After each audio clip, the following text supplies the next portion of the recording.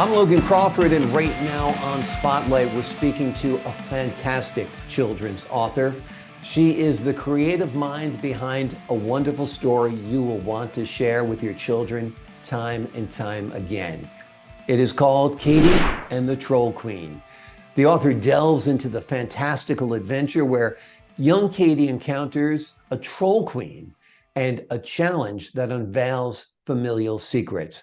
This delightful tale touches on important qualities such as bravery, heritage, and the magic of song. We're delighted to have this very talented author join us here today on Spotlight. We thank our team at Inks and Bindings for helping us put her in the spotlight today. And we ask viewers like you to support writers like her by subscribing to our channel and by purchasing this wonderful book. Randi, thanks so much for joining us here today on Spotlight. My pleasure.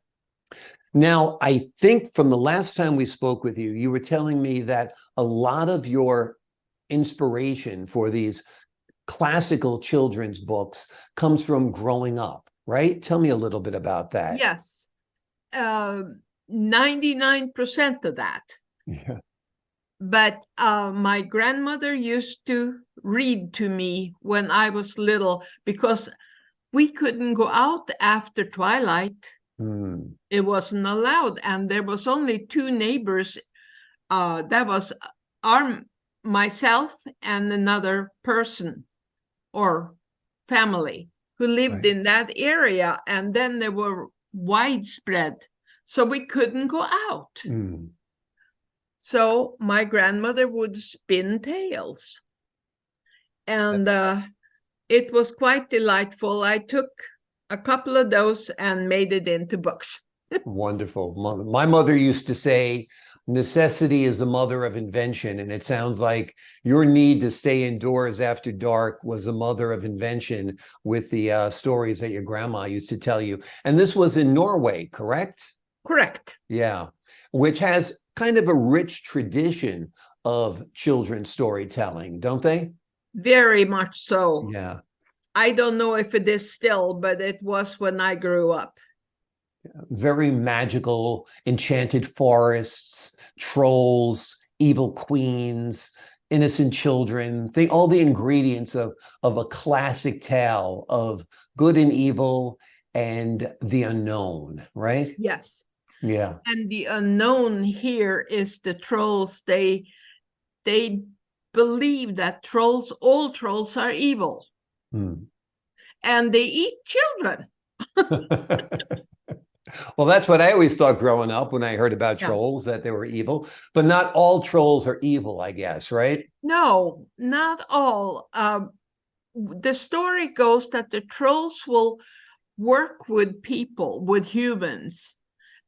If the humans will give them food occasionally, and in order to do that, they give them a cow so that the trolls could eat. And the trolls would in turn watch out for where they lived and not let anything bad come to the family. Yeah. Wonderful. So these are good-hearted trolls. Yes. Yeah. But then there is the queen. Exactly. And that might be the fly in the ointment, right? Indeed. Indeed. Yeah. Wonderful. Wonderful. What made you weave the theme of singing into your story about Katie and her adventures? Because I used to sing, and I thought Katie should too. Yeah. I was an opera singer. Really? Wonderful.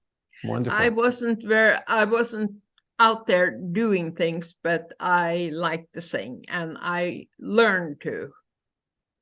And then I had 2 neck surgeries, and the doctors didn't believe that I was a singer, and now I croak like a frog.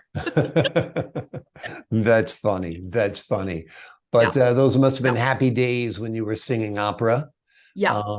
Alto, soprano, what were you? I was a alto. Alto. Okay. Wonderful. Wonderful. Yeah. The relationship of Katie and her mother, the relationships between the two, is a big part of the story. Tell us a little bit about this and what message you hope to convey to children who hear the story. The message for that is trustworthy, love your family, and keep a bargain. Once you make a bargain, once you stick your neck out there, go to the end. Yeah. But most of all, believe in the family and believe in truth and believe you can do it. Exactly. Again, classic themes of individualism, of self-reliance, of the importance of family, and the importance that your word is your bond. Yes. Yeah. Indeed. Wonderful. Wonderful.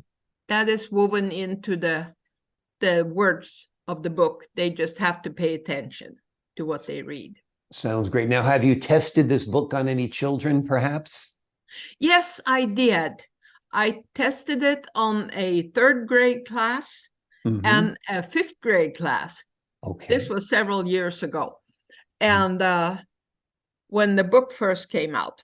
So the 3rd grade, they were weaving continuance to the book. The 5th grader says, how can that be? There aren't any trolls. So reality had set in with them, but the 3rd graders had fun with it. Exactly. They made questions to me that I had to answer, and I said questions to them. How would you change the story if you could? And they couldn't. Well, that's wonderful. That's wonderful. Yeah, by the time you're in 5th grade, you have spent too many years in school. So all of your imagination has been sucked out of your brain. Yeah. So you don't believe in things like fairies and troll queens and knights in shining armor and all the stuff you should believe in, because that's what makes life wonderful. One of the wonderful things about your book is the forest setting. Now, do you feel that there's a connection between nature and the mystical, and that's why you decided to set it in the forest? Yes, I do. I do very much. I love the forest myself, and I could go and get lost in there and come back out on the other side and weave tales while I go through it. So, yeah, I believe that it should be, but it shouldn't be scary. It should be full of adventure. Yeah. There is something a little chilling about going into the woods. I mean, particularly at dusk. You're worried about bears, you're worried about coyotes. But I guess that's part of the adventure, that little chill that you get when you go into the woods. You got to be aware of your surroundings. Yeah. And I might plug another thing. I have written a sequel to this story. Oh, great. Tell us about that. Yeah, that's in process of being done now. And yeah, that is the realization. I won't open up the true thing, but it is a continuance of Katie, because the 2 girls that are in this book also belong to the same school as Katie does.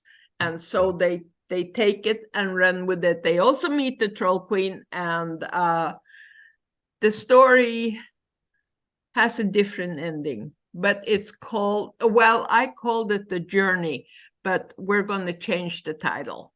Okay. So right now the working title is The Journey.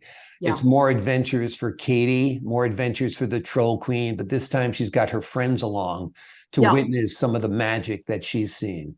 Yeah. Yeah, that sounds wonderful. Have you envisioned Katie and the Troll Queen as perhaps an animated film or something? Yes, I have. I'm kind of sitting on the fence with animation and real and a movie. Yeah. It would have to be a very nice movie. Yeah. And kind of, yeah, I would like that. Yeah. Well, I think it's got all of the makings of a great movie of, you know, trolls who are misunderstood, a queen who is kind of mysterious, and of course, Katie, the innocent child who stumbles upon it all. It's wonderful. Yeah. The name of the book is Katie and the Troll Queen. It is written by Randi McKinnon. It is a wonderful book. A sequel is coming out as well. tentatively called The Journey, but that title might change. The story of Katie and the Troll Queen is a fantastical adventure where young Katie encounters an enigmatic troll queen and a challenge that unveils family secrets. It is a great story. It has great morals. It has great lessons, and it is a tried and true classic fairy tale that Randi has created. Randi, thank you so much for joining us here today on Spotlight. It was my pleasure. Oh, the pleasure is all mine. And to the folks at home, I'm Logan Crawford, thanking you for your time this time. Until next time on Spotlight.